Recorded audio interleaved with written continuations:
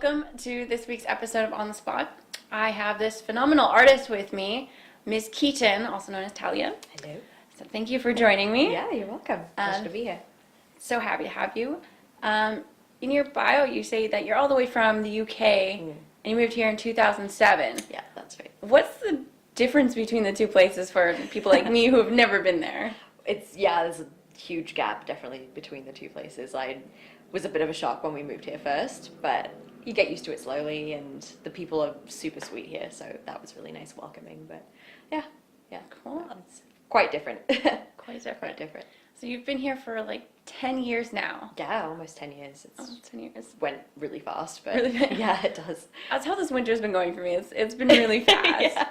It was a shock again to come to the cold, but no, you get used to it after a little while. But Are the winters up there as bad as we get? Or? no, not even close. Oof, -2 is the coldest, -5 maybe, if that. Yeah, it's a different kind of cold. England's more sort of dry, not wet cold, sorry. Here's more dry, so it's a little different, but Wow. gets to your bones a bit more, I think. But So did you still have to go to high school when you were here? yeah, I moved, when was it, 2007. So in England, we go to high school in grade 7.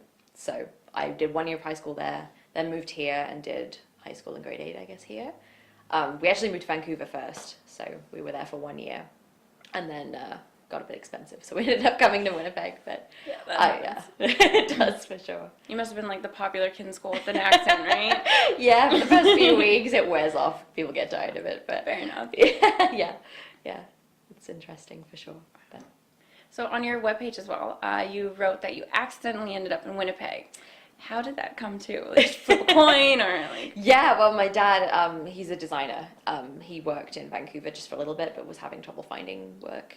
So just out of the blue, he found someone who had a job here waiting for him. So we all moved and ended up in Winnipeg, and we've been here ever since. That's pretty much the story, but yeah, I like it. My whole family kind of are not sure still, but I've found home here, definitely. Well, it's been 10 years. It's I'm been pretty a while. sure they like it here. Yeah. Once No you one's get in left there. yet, so yeah.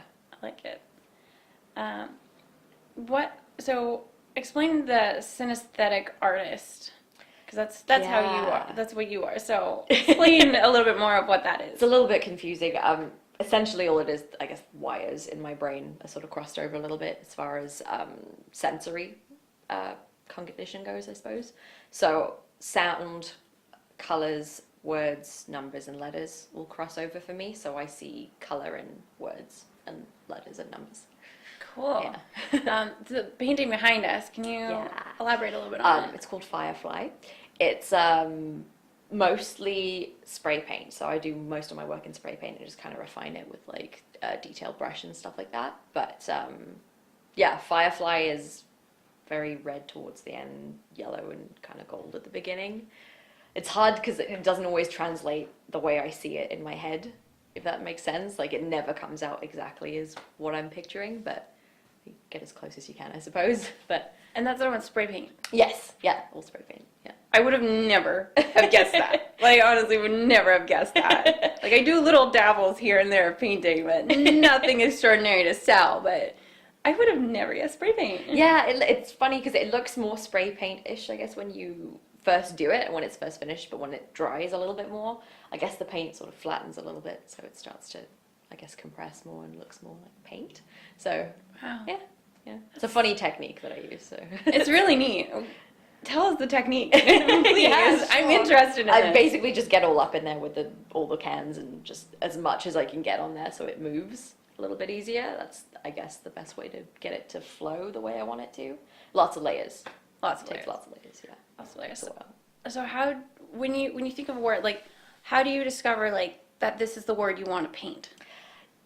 I don't know. It's either inspiration just from what will happen in my day, or someone will mention something to me, or a word I should do, or I usually like to work in series. So before I was doing an underwater series, which had like whales and that kind of different stuff in there, right? But that was where it started, and now it's just kind of branching out into wherever I'm doing my shows. I'll kind of pick a theme that works well with that area and then go with that. find some different words that have nice colors in them anyway. Gotta look pretty. But yeah. Oh, that's so neat. Mhm. This is definitely really neat. Thank you. Yeah. So what is your process of painting then? Usually I'll start, I guess, with the word, obviously. That's the focus of the pieces. And I'll play around with it a bit in my head a little and just decide what colors I'm going to use and sort of lay out the color palette a little bit, just so I know what I'm planning, I suppose. Again, it never turns out the way I plan, but that's the idea. And then I basically just wait till I have the motivation really to go down and do something. And Fair enough. yeah, I'll let it sort of take its place and it develops as I go down and do the painting. But Cool. yeah. What is the most amount of time you've spent on a project? It's usually me, because I'm never fully finished a painting. I don't think I've ever finished something completely. It's just how I am. But a few weeks, maybe months, I've spent. There's actually one piece that I've been working on for years that I just can't seem to. It's just because I'm lazy and can't seem to go back and keep doing more and more. I don't know. I just don't know when to stop. I think it's half the problem. But anywhere from a couple weeks to a couple days for one piece is typical, depending on the size, obviously. But Of course, yeah. yeah, that's generally about right. What's the biggest you've done then? Ooh, let's think. Probably about 5 foot by 6 foot. It's probably the biggest I've done. It's in my house right now. I don't know where to put it, but yeah, Wow. yeah, that was a good one. I did that with my dad, actually. Cool. Yeah. Does he dabble in some painting? He does, yeah. He was a designer by trade, I guess, but he has drawn and painted for as long as I can remember. Really, that's I guess where I get it from. So Aw. yeah, we Daddy's did the girl. painting together. Yeah, pretty much. That is cute. Yeah, it was a nice one. I enjoyed it. So he would have been sorry. Did he started your inspiration? Like, would it be from him? I suppose so. He definitely encouraged it. My had a great family as far as that goes. They were all super supportive. This is what I wanted to do. So that was nice. But yeah, I think the root of it was just them being so ready to give me supplies and things when I was a kid, and just I used to go down to the dining room every day and draw from the age of like 2. So he was always happy about that. But yeah, That's awesome. yeah, I would definitely say he's a lot behind it. Cool. In your webpage as well, Mm-hmm. you have a few events that are coming up. So like Arizona Yeah. and New York. Mm-hmm. How did you get such opportunities to like, go to these places, be part of these arches that are not here?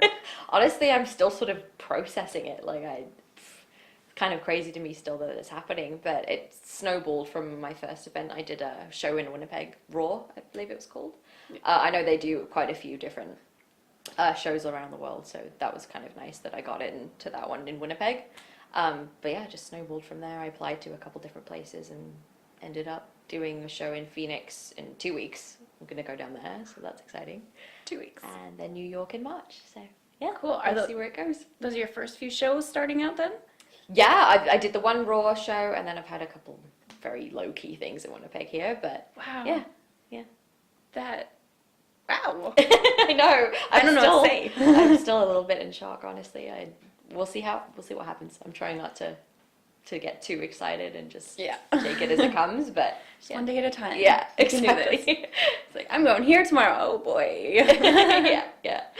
So it's gonna be good. Talking about going to these different places, Mm-hmm. especially the States, for example, with now President Trump for the U.S. Yes. Yeah. And there's talk about him building a big wall between the States and Canada. How do you think that might affect going to art shows and other people and artists such as yourself? Well, it's definitely not going to be ideal. I'm a little bit nervous to go down there first time.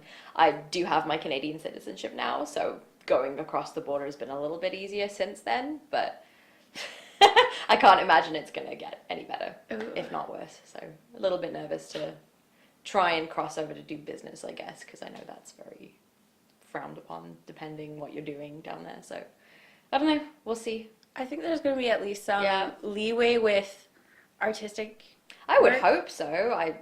I don't know. I really don't know what to expect, and then I'm just trying not to let the fear of it all kind of control my life, I guess. Fair That enough. makes sense. I'm going to do what I'm going to do and just see what happens. But See what happens. yeah, I'm a little bit nervous. Well, I will cross my fingers for you. Yes, thank you. Both of them. I can't do all of them just now, but I'll cross all my fingers. So other than our studio at Strange Things Emporium, where else can people find your artwork? Well, I've got my website up now. It took a little while, but it's up. So I do my prints and stuff on there. I do commissions. So through that. Strange Things Emporium obviously has all my things in here, so come check those out if you need to. And yeah, that's what I've got going so far. There'll be more. Perfect. So for all you guys, the website is www.misskeyton.com. And your Facebook as well, Miss Keyton? Yeah, Miss Keyton. And any other sites? I believe that's it. That's it. No, yeah, that's that would be right all. now. Yeah. Well, thank you so much for joining us. Yeah, no, thank you for having us. So again, that was Talia, also known as Miss Keyton. Keep up to date with some of her artwork. Check her on Facebook and webpage, and we'll see how she's doing with her shows that are out in the States soon. So thank you for joining us, and don't forget, dig the underground.